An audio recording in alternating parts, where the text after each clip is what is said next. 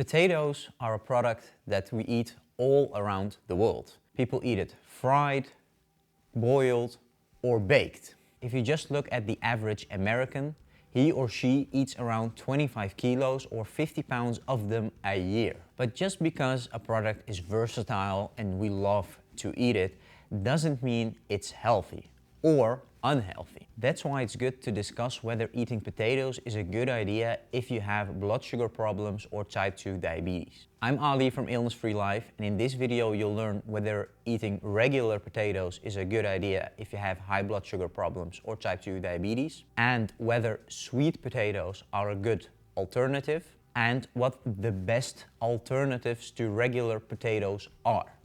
Let's discuss the elephant in the room immediately. Are potatoes healthy if you have blood sugar problems and type 2 diabetes? The unfortunate answer is no. Potatoes contain too much carbohydrates and sugars per unit of weight and little to no dietary fiber to make them healthy, especially if you already have blood sugar problems and type 2 diabetes. And if you also take in consideration that we eat a lot of them in one go, then you're eating something that is not ideal for your blood sugar in high quantities. And this is also backed by science. If we look at several researches, we see that people who eat potatoes on a consistent basis have a higher chance of developing blood sugar problems and type 2 diabetes. And the main reason for this is the consistency of potatoes. Potatoes contain around 20% carbohydrates and sugars per unit of weight and around 2% dietary fibers per unit of weight. These ratios are unfortunately way off. A potato contains too much carbohydrates and sugars per unit of weight and too little dietary fibers. And the lack of dietary fibers is what makes them unhealthy. If you look at potatoes, they don't contain that much carbohydrates and sugars per unit of weight, especially if you compare them to white pasta or rice, which can easily contain between 60 and 70% carbohydrates and sugars per unit of weight. But the lack of dietary fiber is what makes this product not ideal to eat if you have blood sugar problems and type 2 diabetes. Because the lack of dietary fibers in this product prevent your body from absorbing less carbohydrates and sugars and with a lower speed, because this is usually the effect of dietary fibers. The more you ingest, the lower the amount of carbohydrates and sugars you'll absorb from a meal, which is good, and the lower the speed with which you do this, which is also good, because absorbing less carbohydrates and sugars and at a lower speed mean that less carbohydrates and sugars enter your bloodstream at a slower rate. And this means that your pancreas has to produce less insulin to absorb all these things at a slower rate, which is at the end of the day better for your insulin resistance. Or better said, it improves insulin sensitivity and prevents you from getting insulin resistant. Now, there are a lot of kinds of potatoes to be bought in the supermarket, and they differ from country to country. And you might wonder whether there is a kind of potato that is healthy or good to eat if you have blood sugar problems or type 2 diabetes. Unfortunately, this is not the case. If you look at the different types of potatoes, they are strikingly similar in macronutrient composition, meaning the amount of carbohydrates, sugars, proteins, fats, and dietary fibers are almost always the same regardless of what kind of potato we're looking at. And this means that most potatoes are as unhealthy as others. They all contain around the 20% carbohydrates and sugars per unit of weight and around the 2 to 3% dietary fibers per unit of weight, which is not ideal, like I said before. Now, there are also a lot of myths around the sweet potato. Sweet potato was often promoted as being a way better alternative to regular potatoes because it contains more dietary fibers. And yes, this is true. Sweet potatoes do contain more dietary fibers than regular potatoes. Unfortunately, what most people forget to tell you is that sweet potatoes also contain more carbohydrates and sugars per unit of weight than regular potatoes. And at the end of the day, if you look at the ratios between the two, they are almost exactly the same like regular potatoes. Yes, sweet potatoes contain more dietary fibers, which are good, but they also contain more carbohydrates and sugars per unit of weight, which is bad. So unfortunately, sweet potatoes are definitely not a good alternative to regular potatoes. In fact, they're nutrition-wise or ratio-wise more of the same. Quick, before we continue, do you like this video and want to receive more of these videos? Don't forget to give us a like and subscribe for free to this YouTube channel. That way, you'll never miss a video we publish and you'll help us reach more people to improve their blood sugar problems and type 2 diabetes. And now, back to the video. Like always, there are people watching this video thinking or typing or saying, hey, potatoes might contain a lot of carbohydrates and sugars and might lack some dietary fibers, but what about all the healthy vitamins, minerals and antioxidants potatoes contain? Although potatoes contain vitamins and minerals and antioxidants, it's never a reason to start eating a product. The macronutrients of a product determine whether a product is good or not. And by macronutrients, I mean the proteins, the fats, the carbohydrates, the sugars and the dietary fibers. Those 5 are the most important things to look at when determining if something is healthy or not. Micronutrients or trace elements such as vitamins, minerals and antioxidants are in the best case a bonus to that product. It's never the reason to eat a product, it's just an added bonus you get by choosing the right products. A rule of thumb is as soon as somebody starts talking about the vitamins, minerals and antioxidants a product might contain, it's usually because that product isn't that healthy and that person is trying to make an argument why to eat that product despite it not being healthy. Because the most important things to consider or talk about are the 5 macronutrients, like I said, proteins, fats, carbohydrates, sugars and dietary fibers. Those are the things that determine whether a product is healthy or not, and everything else is just an added bonus or a disadvantage, but not the reason to eat it or to use it as an argument to justify eating an unhealthy product. Because that would mean that just adding vitamin C to soda would make it all of a sudden a healthy product because it contains vitamins. But of course, the main product, the soda, is horrible for your body because it doesn't pass that macronutrient stage, which is it contains a lot of carbohydrates and sugars and no dietary fibers. So please don't trick yourself with this mental gymnastics people like to do.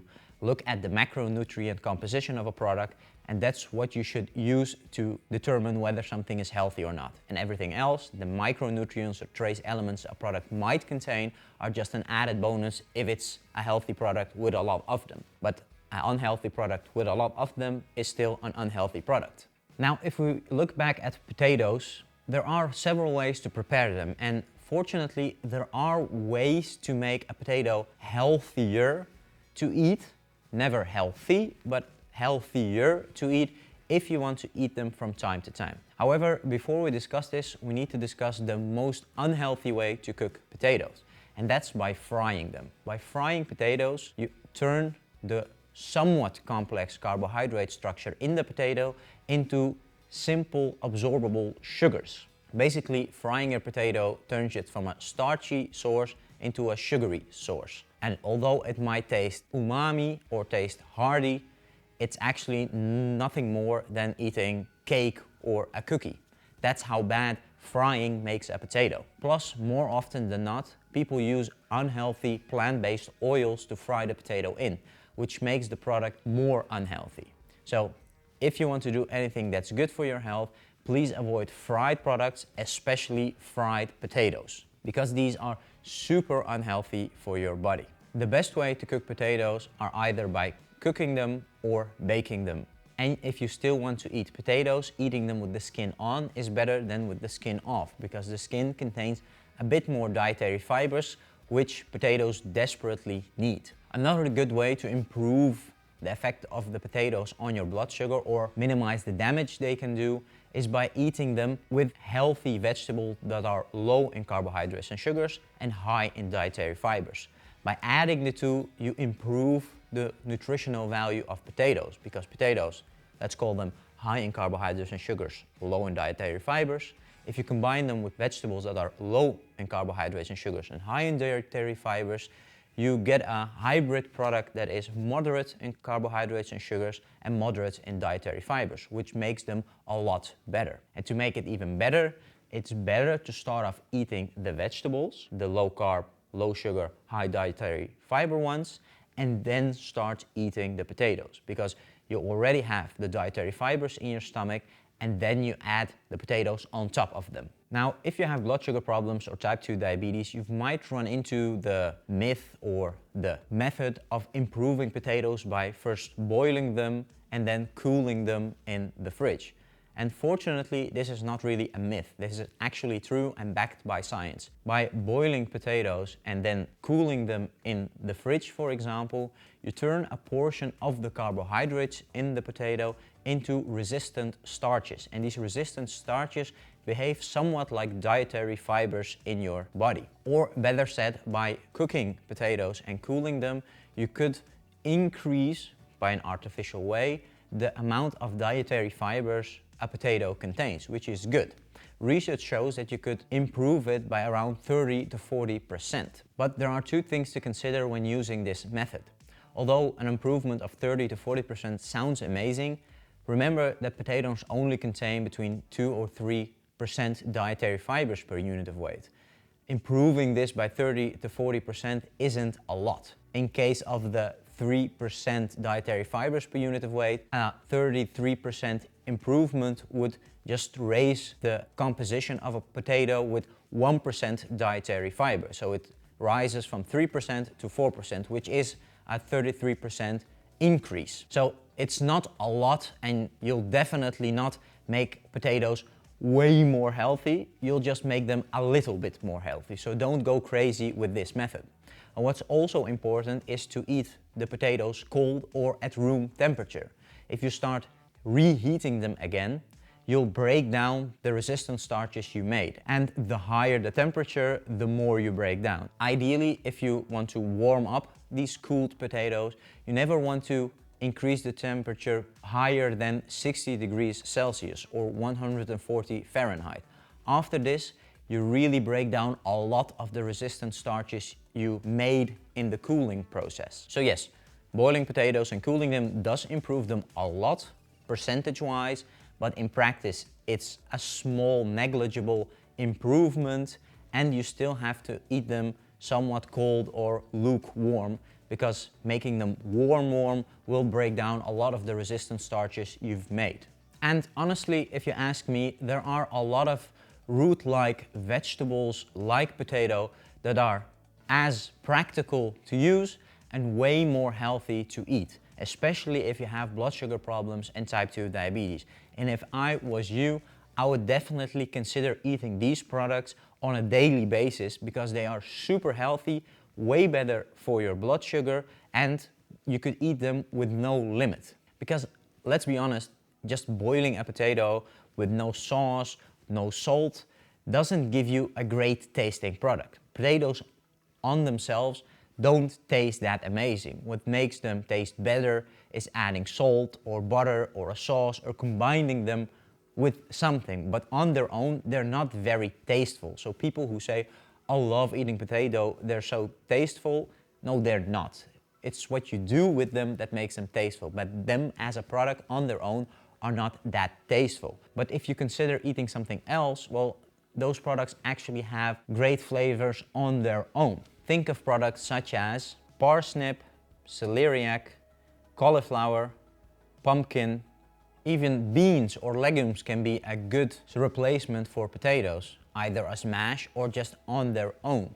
Either way, eating regular potatoes or sweet potatoes is not a good thing to do if you have blood sugar problems or type 2 diabetes.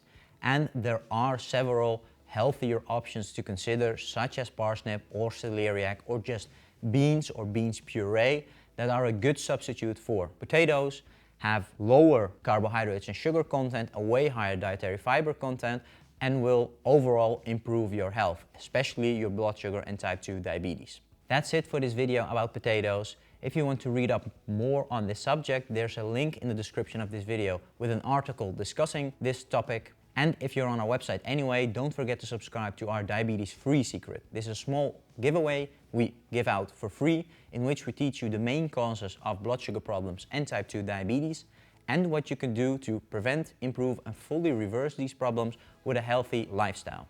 If you have any questions about this subject, please leave a comment down below and I'll see you in the next video.